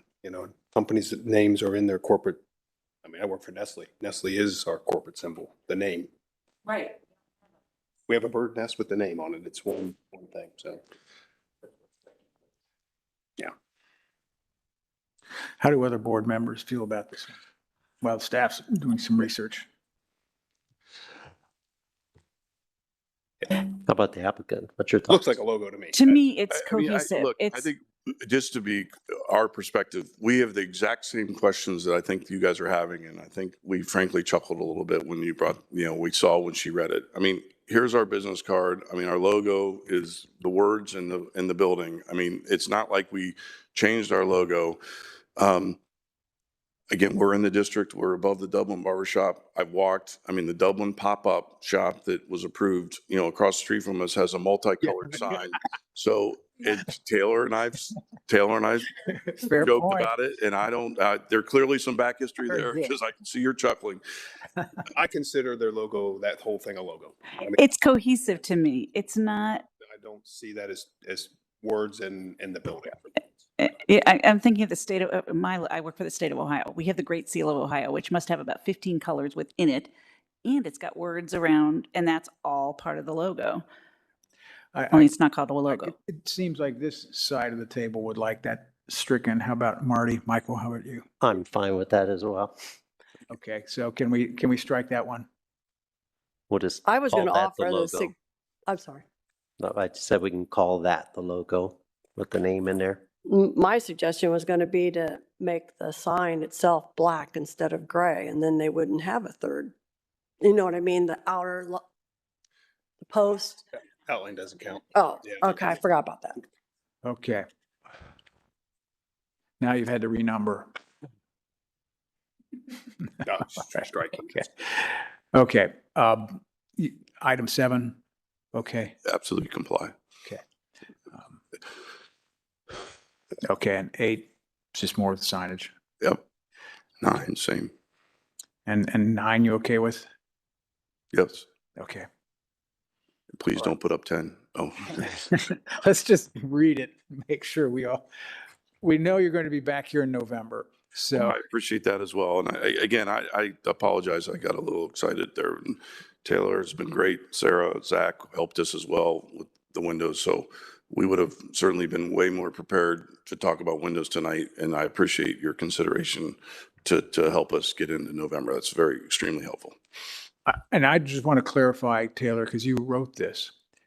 What we really want from a window contractor is describing the condition of the existing windows. We don't really care about how they're going to install the process for putting new ones in. We want somebody who has skilled, has worked with windows, and we just want to hear from them on the condition. He was called today. Unfortunately, he wasn't able to meet me on site. Again, we wouldn't have had what you needed tonight anyway, but he's already been contacted and, he did the windows in our building. He's done other windows in downtown Dublin. He did the Jenny's building. So I think he understands, what the task at hand is, and we'll get to report and we'll, figure out how we can do it. So, we'll get through it. Okay, is there a motion to approve the minor project request with do we have 8 conditions now? 9? Oh, 9. Okay. So moved. I'll second. Ms. Damiser? Yes. Mr. Cotter? Yes. Mr. Alexander? Yes, Mr. Jewell? Yes. Ms. Cooper? Yes. thank you. Okay. Yep.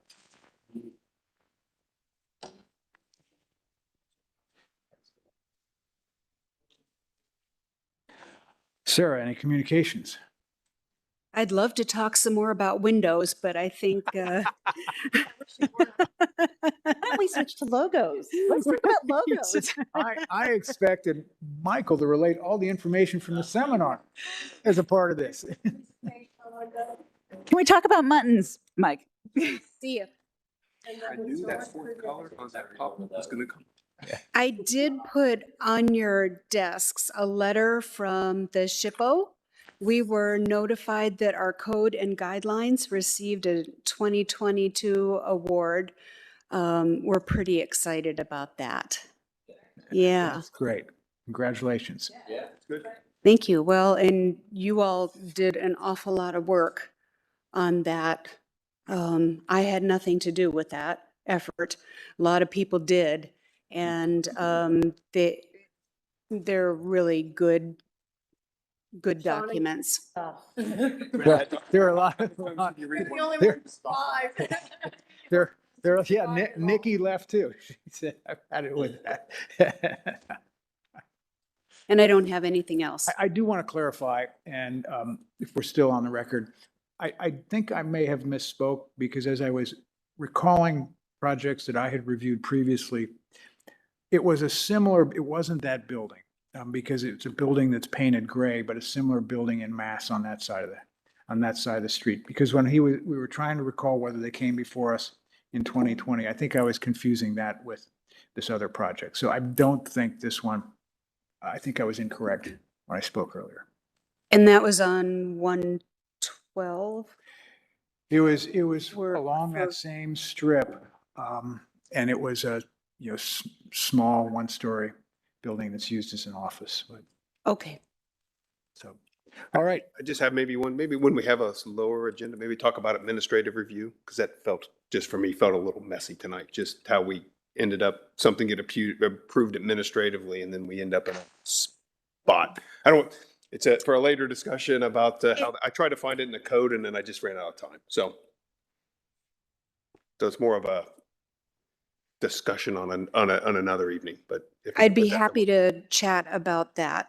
Because it feels like we got derailed just because we ended up something happening post, and then we end up here. Yeah. Yeah, that was You may, I don't know if we want to adjourn the meeting and. We can, but there may be administrative, we should, or you can just send me where the code language, I didn't have time to look at it when we looked at it, just maybe just is understand there a that. motion? With all the documents Okay.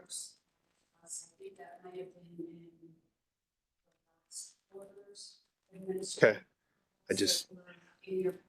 Okay, yep, Is there a motion to adjourn? yes, so moved. So moved. Okay, Marty, a second. Okay, we're finished. Okay.